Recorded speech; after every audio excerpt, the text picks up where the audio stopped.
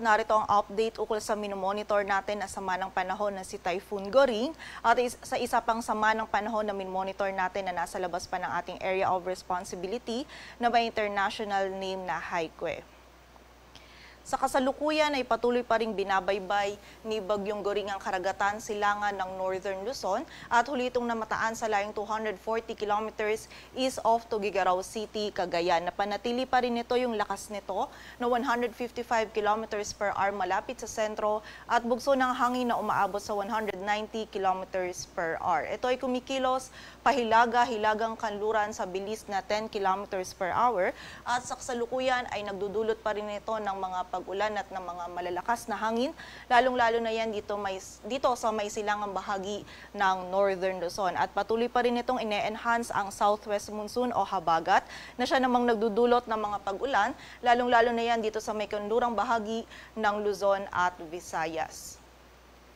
At para nga sa ating latest forecast track analysis, ay generally si Bagyong Goring ay kikilos ng mas pahilaga or northwestward ngayong gabi yan hanggang sa Miyerkules, kung saan patungo na nga ito dito sa may Luzon Strait. At may kita natin dito sa ating forecast track image na meron tayong areas highlighted in yellow kung saan hagip pa rin ng mga malalakas na hangin na dulot ni Bagyong Goring etong silangang bahagi ng Northern Luzon. At nakikita nga natin na posible itong lumapit or maglandfall dito sa vicinity ng Batanes between Wednesday morning and evening. Kung saan kapag mas lumapit nga po ito dito sa area ng extreme northern Luzon ay hindi natin inaalis yung possibility na magtaas pa tayo ng wind signals 3 or 4 dito yan sa Batanes, Babuyan Islands area sa mga susunod na araw. And also, posible ding lumabas ng ating area of responsibility si Bagyong Goring by Thursday morning.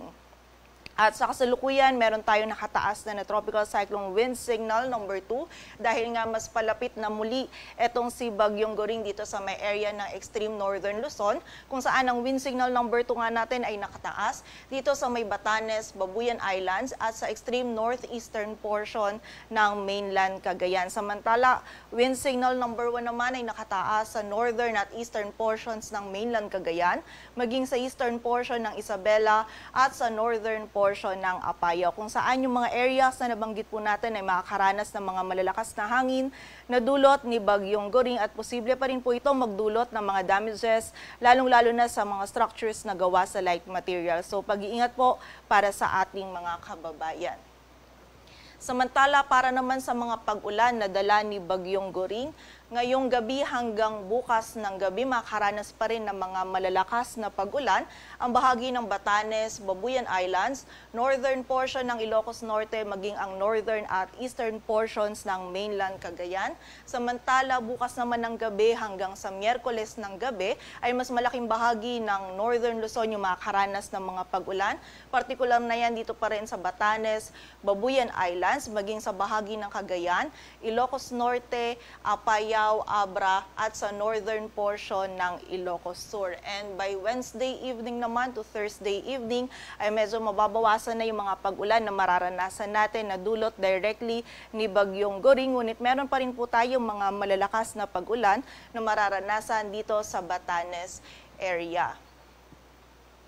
Samantala, bukod po dito kay Bagyong Goring, ang southwest monsoon na enhanced southwest monsoon o habagat ay patuloy din po magdudulot ng mga pag-ulan, lalong-lalo na yan sa western section ng Luzon at Visayas, kung saan ngayong gabi hanggang bukas ng gabi makakaranas pa rin ng mga pag-ulan ang Zambales, Bataan, Cavite, Batangas, ang northern portion ng Palawan kasama na dyan ng Calamian at Cuyo Islands, Antique, southwestern portion ng Iloilo, maging ang northwestern portion ng Aklan. Samantala, by tomorrow night naman hanggang Wednesday night, patuloy pa rin makakaranas itong Zambales, Bataan, Cavite, Batangas, ang northern portion ng Palawan kasama na yung Calamian at Cuyo Islands, maging ang bahagi ng Antique at ang Occidental Mindoro. And by Wednesday night to Thursday night, ang bahagi din po ng Metro Manila, Rizal, Bulacan, Cavite, Batangas, Pangasinan ay makakaranas din po maging ang bahagi ng Zambales, Bataan, Occidental Mindoro ay patuloy ngang makakaranas pa din ng mga malalakas na pag-ulan na dulot naman ng habagat. So pag-ingat po para sa ating mga kababayan sa mataas na banta ng mga pagbaha at pagguho ng lupa. At bukod nga po dun sa mga areas naman natin under wind signals, makakaranas din ng bugso ng mga malalakas na hangin. Dulot naman ng enhanced southwest monsoon o habagat. Ang malaking bahagi ng Luzon, maging ang Visayas at ang ilang bahagi pa ng Mindanao for the next 3 days. And also, meron din tayong nakataas na gale warning. Dulot pa rin yan ng enhanced habagat at ni Bagyong Goring. Dito yan sa may area ng Isabela, Batanes, kasama na yung Cagayan, kasama na dyan ang Babuyan Islands, northern coast of Ilocos Norte, Aurora, Bataan, Zambales, Palawan, Romblon, Marinduque, Mindoro Provinces, Batangas, Quezon, kasama ng Polillo Islands, Catanduanes, Camarines Provinces, maging ang bahagi ng Bicol Region, Capiz, Aklan, Iloilo, Antique, Guimaras, Negros Occidental, Bohol, Siquijor, Cebu, ang Leyte Provinces, maging ang Samar Provinces, maging ang Zamboanga del Norte, Surigao del Norte, Misamis Oriental, Camiguin, Agusan del Norte at Dinagat Islands kung saan mapanganib po ang pagpalaot, lalong-lalo na para sa ating mga kababayang mangingisda, pati na rin yung may mga maliliit na sasakyang pandagat. At para naman sa isa pang sama ng panahon na minomonitor natin sa labas ng ating area of responsibility na tropical storm na may international name na Haikwe, huli itong namataan sa layong 1,965 kilometers silangan ng Northern Luzon. Taglay nito yung lakas ng hangin na 65 kilometers per hour malapit sa sentro at bugso ng hangin na umaabot sa 80 kilometers per hour. Medyo bumilis yung pagkilos nito, ngunit napanatili pa rin po yung lakas nito. At ngayon ay kumikilos ito pakanluran sa bilis na 20 kilometers per hour. So sa kasalukuyan, wala pa po itong direct effect sa anumang bahagi ng ating bansa. At ayon na sa ating latest forecast track analysis, generally ito ay kikilos pa west, northwestward at patuloy nga nitong babaybayin ng Philippine Sea hanggang sa Biyernes at posible po itong pumasok ng ating area of responsibility by Wednesday afternoon or evening. At kapag nasa loob na nga po ito ng PAR, ay papangalanan natin itong Hana.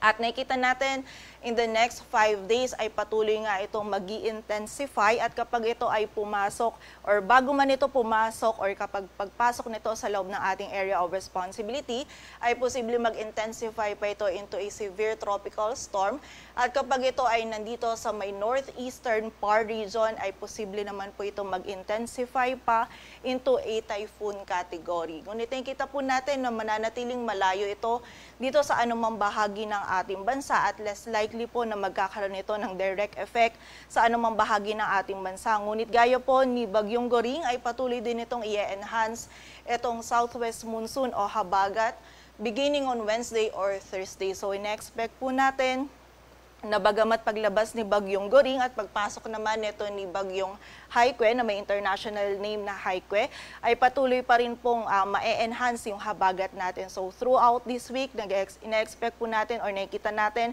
na magiging mataas pa din yung tsansa ng mga pag-ulan, lalong-lalo na yan dito sa may kanlurang bahagi ng Luzon at Visayas. So continuous monitoring po tayo dito sa dalawang sama ng panahon na ito.